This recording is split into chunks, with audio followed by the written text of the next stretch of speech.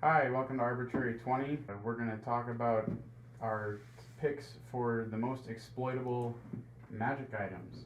No particular rarity, though we chose to stay below legendary just because typically you won't find them in a normal campaign. So we're going to go ahead and get started. Would you like to start, John? Sure, okay. Mine are sort of creative items that are kind of just as big as your brain is. First, I have the Decanter of Endless Water. It's a decanter that weighs 2 pounds and holds an infinite amount of water. You can use an action to say 3 different command words, and it produces a gallon, 5 gallons, or 30 gallons of water all at once, and there's no limit to it.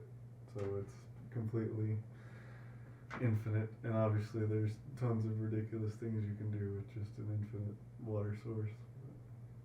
So, like, what's the force that comes out?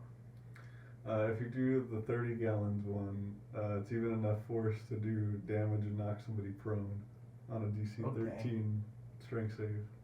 I feel like with a good enough artificer, you could probably get like a hydroponic, thing going, maybe even some hydroelectric stuff going on.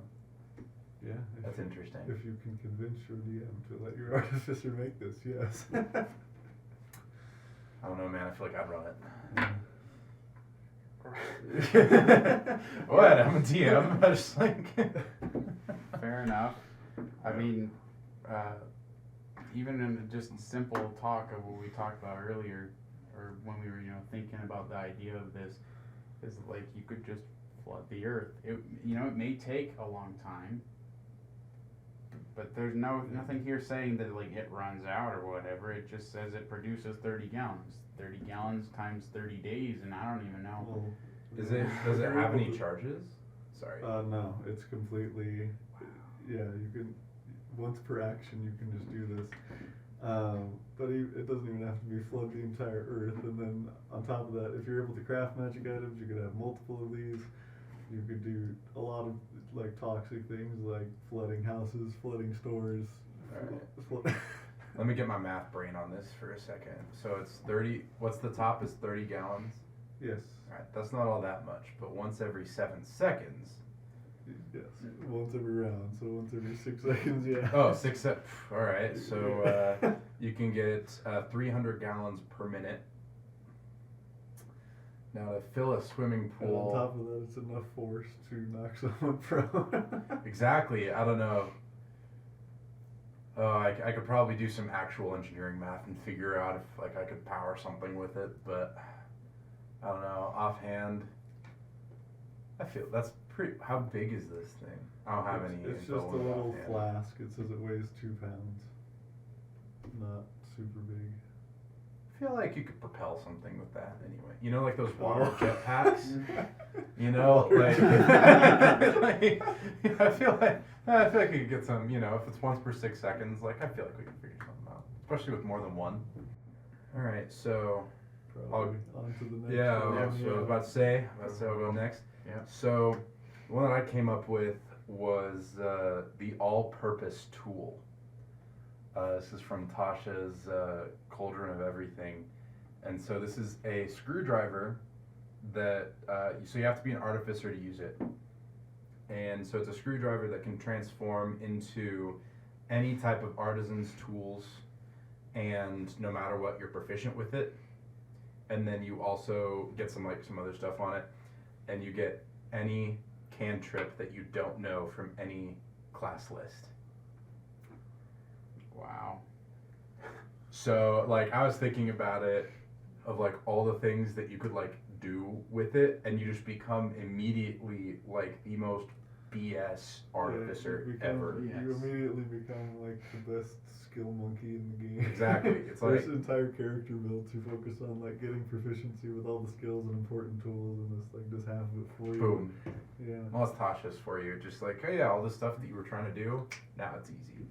But like, you can like make any type of food to like, give any buffs. You can, if you're playing a more survival-oriented campaign, you can keep everybody alive. You immediately become a chef. You can create armor. You can create clothing.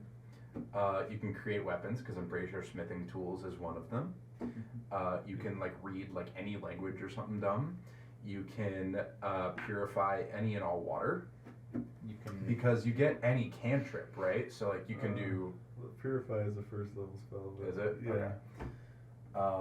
But There's like still anything, so like much you yeah, can like do you with can any mend cantrip, yeah. anything, right? Like you immediately get advantage on like depending on the tool type, right? Like Arcana, Investigation, History, Medicine, Persuasion, all of it. So it's pretty like I almost wouldn't call it exploitable. Because you're literally just doing what it says you can do. It just says you can do so much that it's just kind of insane. So, yeah. As a big crafty boy, that's what I like about it. well, I mean, the thing is that I think of is that I kind of disagree. I do think it is kind of exploitable. Yes, it's really good, but like, you can kind of foil the DM's plans because it's like, oh, you know, I need to do this thing. Well, I'll just have the tool for that right now. Yeah. And so, I guess maybe it's not exploitable in that sense, but I would almost deem it like if you're creative enough, then you probably can make it pretty exploitable really fast. The only thing that bums me out about it, the only thing keeping it from, and I think the reason that it's not in there, is it doesn't give you like thieves tools, so you can't just like open a lock immediately. I think thieves tools is an artisan's tool. I don't think so. I could be wrong. I reserve the right to be wrong, but I'm pretty sure it's not. Okay, you are correct. They do not count as artisan's tools. So this would also combo really well with the new Eladrin and Shatterkai, and I assume the future new elves, because when they finish their trance, they can switch out 2 proficiencies for any, or gain 2 proficiencies with any weapon or tool of their choice from the player's handbook. So that would cover up the sort of missing thieves tools and stuff like that. Yeah. So if you combo this with that, then you have any proficiency you want, basically. Boom! You're immediately just the most like useful in any like random situations type character. Yeah. Yeah. It's like, oh man, you know. I did have in a campaign once that Michael was in, oh, all your clothes got blown off because you can't go into the town now. Yeah, I mean, like, boom, here's some more clothes, you know, stuff like that. I just think it's super fun. Of course. So I think we'll go on to now Immovable Rod, which is arguably probably one of the most exploitable ones. It's an uncommon item from the DMG, Dungeon Master's Guide. Like I said, there's like so many possibilities, nearly infinite possibilities of uses. I would say it's totally limited by your creativity, I should say. It can be used for anything. Like I wrote down, like it can be used for like keeping something open or closed, like someone's chasing you or something, holding an object or a creature in place, blocking a passage, supporting something so you can rescue someone. Okay, so I think that when we were coming up with this, the first one that I thought of was Immovable Rod.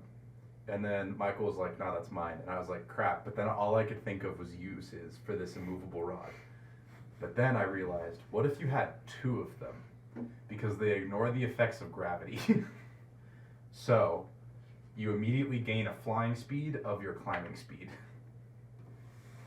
Because you can use 2 of them to just go up wherever you want. And you can just use them to just kind of hang off of the entire time.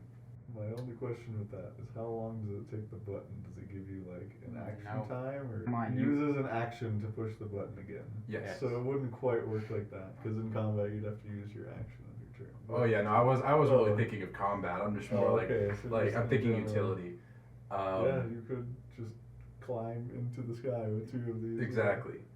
And I think the action thing is more to keep it from being super overpowered in combat. which is fair, but my thought is more of like you immediately gain a climbing speed. You can then create different like mechanisms for moving using that exact thing. If you have if you have something to click the button for you, whatever that is, that can be a mechanism. The first one that came to mind was some sort of trigger on a string. And now if you attach I was bored at work today. If you attach a immovable rod to a rope and then a little trigger mechanism on the top, you can swing it out and legitimately climb like really far. You can also drift literally anything because it immediately becomes immovable. You can use it to stop any sort of chase behind you, including mounted or on ships. Like if you have like a ship behind you, you could just like, and it would like break through the ship. Because I looked this up, that the 8,000 pounds wood that most ships, and at least in like D&D, are made out of, don't have anywhere near sheer strength of like 8,000 pounds, especially over the course of like this. It's like 8,000 psi. So it immediately would just cut straight through the bottom of a ship, unless you hit directly on the keel. When I was researching this, I was trying to, like, obviously we know that there's a lot of possibilities here. You just listed a ton, I just listed a ton. I'm sure John's thinking of lots of different things that he could do with an immovable rod too. But the thing is like, I was thinking about like, what can you not do with it? Like, why is it, like, things like that. And my first thought was like, what you were mentioning earlier with the string, like, what if you didn't push the button? What if something else pushed the button? That's what I was thinking too. And I was thinking, you were thinking mage hand, right? Well, you could do mage hand, but I was thinking summoned creatures. You cannot. I looked this up. Oh. Mage hand cannot activate. A creature uses an action. Wait. If you look in the bottom of like the very last sentence of mage hand, it says it cannot activate a magic item. So how I would rule this is that you can't. It does say a creature has to do it, but okay. To that point though, you could have a familiar push it for you. You could have any sort of summoned or conjured animal do this for you. I don't know when exactly that's going to come up, but you could, because all those things are creatures. So can you have like a bat be a familiar? Yeah, you can have a bat. There we go. Climbing speed activated. You attach a rope to that, you can just like climb up the rope. You have it just fly you up. You have it fly you somewhere and then lock it in place and then you just climb up. Exactly. Like, yeah. I don't know, like I feel like, or like you like toss it up. It's a bars. I can't remember how long it's just, it doesn't say, just a flat iron rod with a button on one end. My brain is thinking like a digging bar, so like 4 feet long. Mm-hmm. Because those are pretty heavy. But my brain was like, maybe like you couldn't throw it up, or like a bat couldn't take it up, but like, I don't know, probably like a dragon can. And there are allied dragons out there, so maybe like metallic dragon could probably help you out. Or like you could like throw it like a javelin maybe, and like, I don't know, I just feel like there's something there. The second thing I thought about was, well, okay, there's 8,000 pounds of capacity on this thing, and then if it breaks that capacity, you can move it 10 feet by succeeding with a DC 30 strength check. Mm-hmm. So I looked this up, and I think if a huge or a gargantuan creature, or monster I should say, not a creature, rolled, they probably could do it. I think they could definitely move it, and possibly large monsters. So like, it depends on if like you were to use it, say you're getting chased and you need to block a passage or something, there's a good chance that maybe it might be able to move it, but then again, I don't know, maybe the sizing may not work either. So that was something there. I think the only other thing I would want to mention is that all of the things we just said, for the most part, can also apply to the immovable object spell.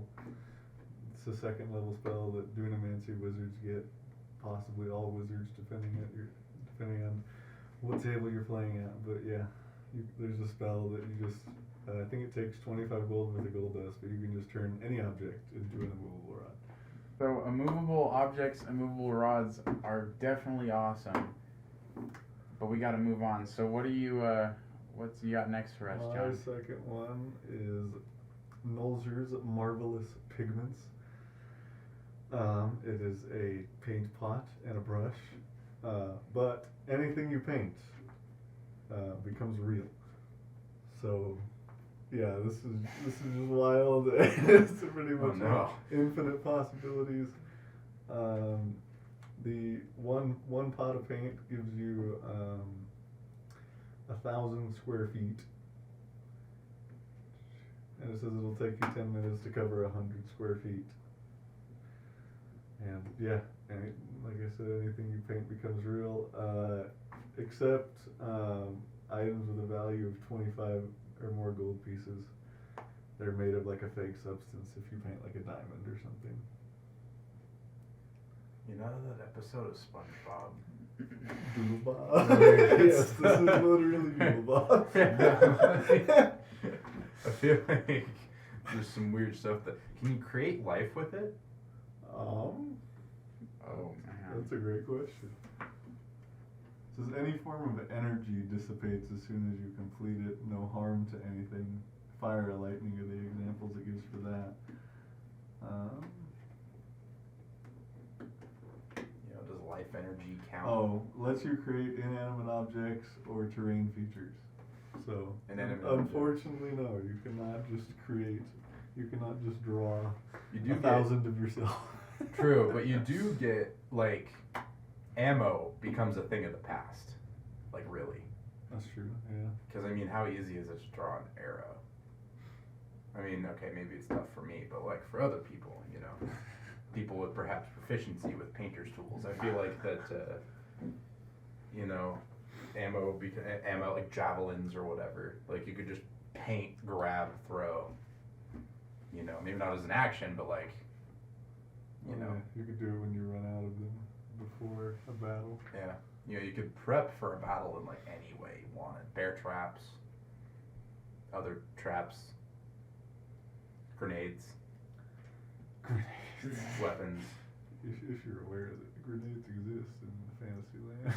Yeah, I'm pretty sure there's some. I mean, we'll get to my next item in a minute, but yeah, I'm sure there.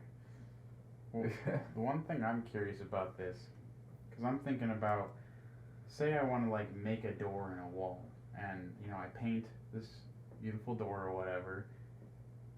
I'm curious, does it remove the wall behind it where the door now occupies? Yes, it actually gives that example. Painting a door on a wall creates an actual door that can be opened to whatever is beyond. Really? Okay. So does intent have something to do? Now, okay, so hear me out here. Likely, yes. Like, I'm a construction worker, and I just need to make doors. There's some parallels with Flandolf. Flandolf sometimes just wants to make a door. Does a door count as furniture? 'Tis the question. Find out next episode. But in some cases, depending on the situation, you might need to know what's on the other side of the wall. Because if I was going to paint a hole in this wall, to know what that looks like, if it was there, I would need to know what's on the other side of that wall. Right, like you obviously couldn't put like a door in like some cave or something. Well, you know what a door is. You always know what a door is going to look like from the side, but like a literal hole in the wall, you have to know what's on the opposite side. So we'll go on to Will's next item now. Yeah. So this one, so I'm not gonna lie, I really couldn't decide between two of them, but they are so similar that I'm just gonna. It's the of force item. And there are two that I saw that I really liked, and it was Bead of Force and Cube of Force. And I'm going to really talk about Cube of Force, although Bead of Force does everything it does, just smaller. So it's about an inch across. Each face has a distinct marking on it that can be pressed, and it has 36 charges. And then you can use an action to press the cube, and it spends a certain amount of charges depending on which face of the cube that you press. So if you press one side, it creates a cube around you that is 15 feet on a side, and then depending on which face you press, it uses that many charges, and certain things can't pass through it. So one of them, all gases, wind, and fog can't pass through. One of them, non-living matter, can't pass through, but walls, floors, and ceilings can at your discretion. Living matter can't pass through it is one. Spell effects can't pass through it, and then nothing at all. And so I just thought that was super cool because you can use it to effectively like. Well, Yeah, it's like like an adjustable wall of force spell. So exactly. You can use however many charges you need for what you want in that moment. Yeah.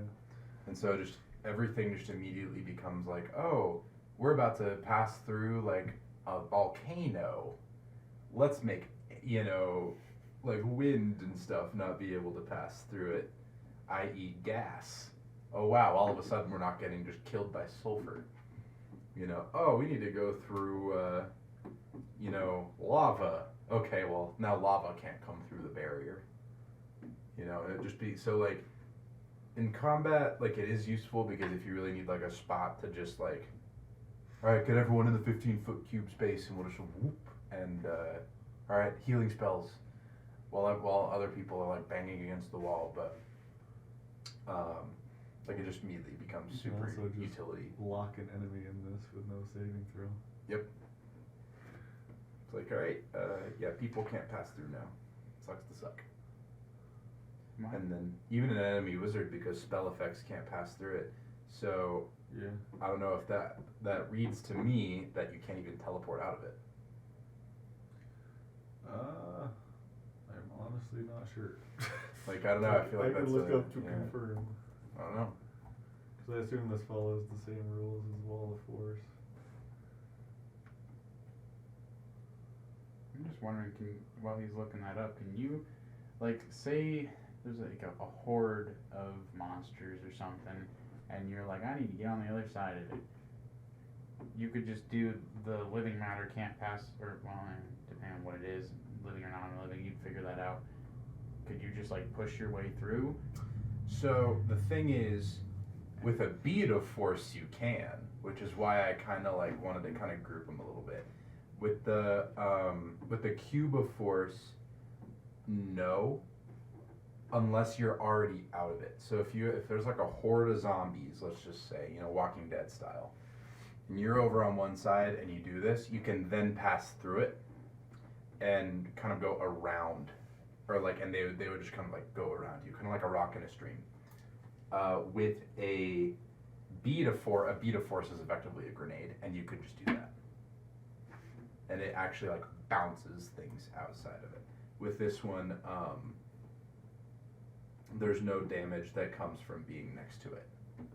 I think it just kind of encapsulates you.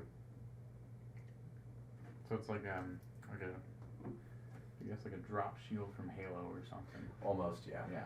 Where, yeah, but the difference is you can say, nah, people can pass through it, or spell effects can pass through it, Like an option, like let's say you're fighting a bunch of non-magical enemies, like goblins or something, and there's 1,000 of them, but you have a dude with like, I don't know, wall of water or something, and you just go outside and you say, okay, spell effects can't pass through it, or living matter can't pass through it, but spell effects can, and so now you can just like lightning bolt your way out of this, or fireball, or wall of water your way out of it.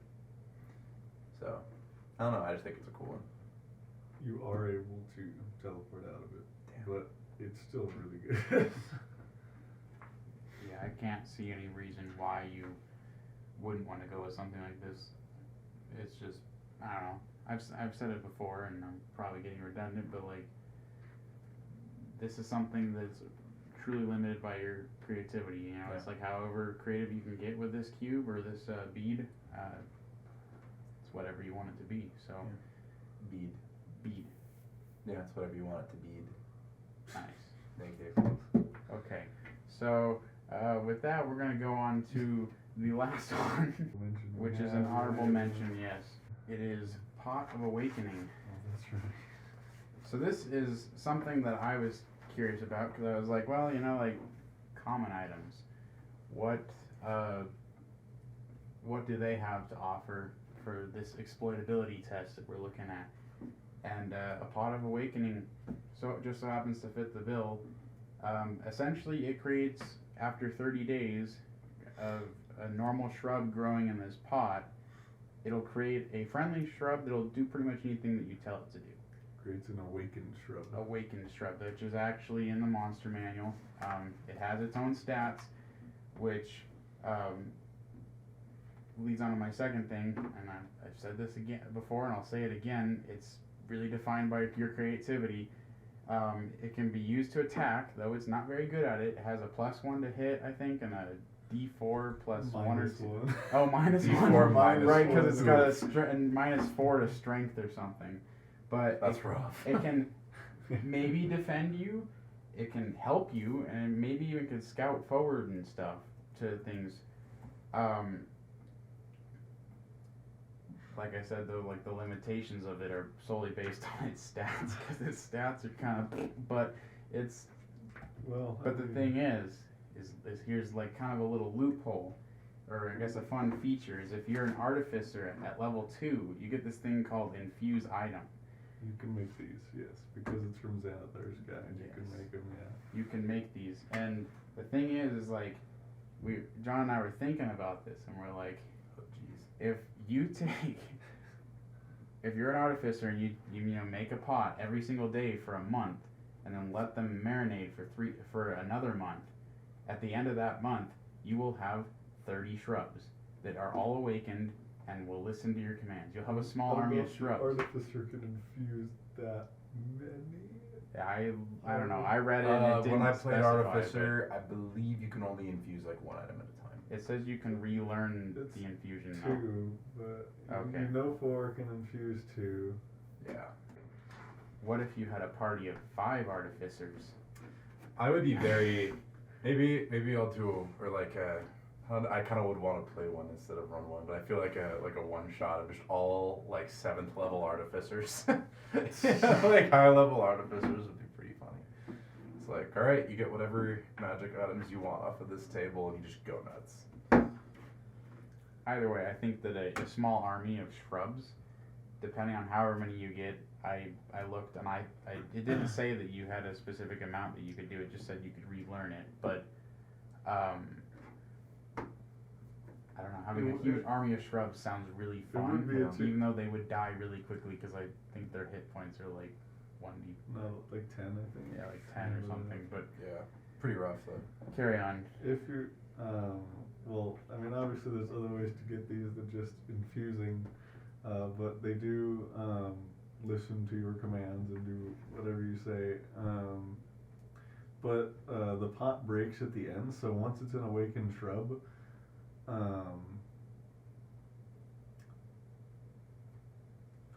it would no longer be a magic item. So technically an artificer could do 2 of these every 30 days, but if you wanted to waste all of your magic item slots on awakened shrubs, then It's not I don't know. I efficient, feel but like it's fun. if you have a year, you know. yeah, depending on how much downtime your game has, you Yeah. could just end up with a lot of awakened shrubs. So all that to say, thank you for watching, and check out our other videos. Don't forget to like and subscribe. Comment down below what do you, if you agree with us, if you disagree, if you think there were ones we forgot.